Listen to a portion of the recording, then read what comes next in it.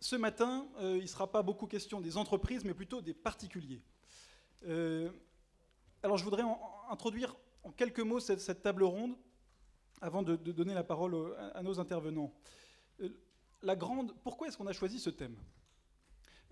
Parce que la grande surprise, entre guillemets, de ces dernières semaines, de ces dernières années, c'est d'abord que nous avons découvert des centaines de milliers de comptes qui étaient inconnus, des centaines de milliers de sociétés qui étaient inconnues des services de contrôle. On se demande, mais comment un tel secteur a-t-il pu passer inaperçu ? Et en fait, ce que ça révèle, c'est que depuis longtemps, on aborde la question de la fraude fiscale souvent en magistrat, en regrettant les contournements de la loi, ou bien en agent du fisc qui regrette les milliards perdus. Mais si on regarde un peu en investisseur, on découvre qu'il y a là un secteur économique en pleine expansion et extrêmement profitable. Ce secteur économique, c'est la gestion de sommes pharaoniques. On parle, alors les estimations varient, mais entre 6 000 milliards de dollars pour les plus modestes, enfin les plus conservatrices, et puis 32 000 milliards de dollars d'actifs financiers qui seraient détenus offshore dans les paradis fiscaux. Donc on parle là de sommes absolument colossales. Pourquoi est-ce que ce secteur s'est développé ? Ce secteur s'est développé du fait de la mobilité des capitaux. C'est-à-dire qu'à partir du moment où les capitaux sont mobiles, ils auraient tort de se priver d'aller là où les législations leur sont les plus complaisantes. Et donc vous avez tout un secteur professionnel qui s'est élaboré, construit, consolidé, développé autour de l'aide au contournement de la loi, de l'aide à se glisser dans les interstices de la légalité internationale.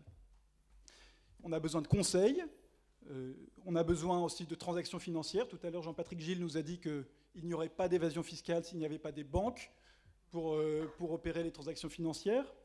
Et puis, on a besoin aussi de confidentialité. Et la confidentialité, ça peut se payer très cher. On s'aperçoit d'ailleurs qu'il y a toute une sous-traitance, hein, les prête-noms, etc., qui se font rémunérer pour être prête-noms des dizaines de milliers de sociétés et écrans au Delaware ou aux îles Vierges britanniques. Alors, tout ceci a un prix, et ce secteur, il a évidemment ses marchés de prédilection, là où l'impôt est souvent le plus fort. Il a aussi ses fiefs. On connaît la Suisse et le monde britannique, hein, les îles anglo-normandes. Ces deux pôles représentent 50% en gros de la gestion de fortunes privées offshore. Et puis ensuite, on a les Caraïbes, le Panama, Singapour, Hong Kong, etc. Ce secteur, il a aussi ses leaders. On estime que 70% de la gestion de fortune offshore, c'est le fait d'une vingtaine de banques dans le monde, qui sont les grandes banques internationales. On en compte parmi elles 3 françaises, BNP Paribas, Société Générale et le Crédit Agricole. Alors, ce secteur a-t-il une valeur ajoutée pour la société ? On peut se dire, s'il est aussi rentable, c'est qu'il doit avoir une valeur ajoutée. Moi, je crois exactement le contraire. Il a une valeur soustraite à la mondialisation, une valeur soustraite à la collectivité. Et en fait, c'est là-dessus que ce secteur prospère. Je voudrais citer une étude d'un think tank britannique qui s'appelle la New Economics Foundation, qui est sortie en 2009, et qui calculait la valeur sociale d'un certain nombre de professions. Et il calculait, par exemple, qu'une salariée d'une crèche, pour chaque livre sterling qu'elle percevait, en créait 9 en valeur sociale. Il calculait aussi qu'un banquier de la City, pour chaque livre sterling qu'il perçoit, en détruit 7.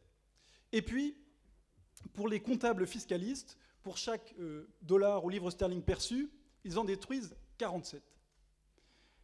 Alors, nous avons là un secteur d'activité considérable qui représente une nuisance pour la collectivité.